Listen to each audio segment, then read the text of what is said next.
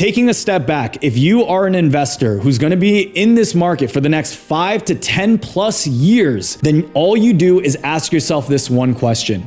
Do you believe that crypto is going to be higher in 5 to 10 years from now? Do you believe Bitcoin is going to be higher or lower in 5 to 10 years from where it's at today? Depending on your answer, you'll know whether you should be dollar cost averaging, investing, or if you just decide not to invest at all. My long-term thesis with crypto, as it has been for the many past years, is still the same. I believe we are going to see $1 million Bitcoin in our lifetime. I believe crypto is going to stay unless there is something that invalidates my thesis, like Satoshi Nakamoto really getting exposed and then dumping his whole bag. But even then, I think that would give another reason and a massive discount for people to buy it up even more. I think we're far past the point where this market is still in its infancy and people think that it can just die out. Instead, I believe the crypto market, it's going to get more and more efficient as time goes on. Bitcoin is only going to grow higher in its price. And it's where if you agree upon that, you can just dollar cost average, because it doesn't matter if you buy at $50,000, $60,000 or $70,000 when your price target of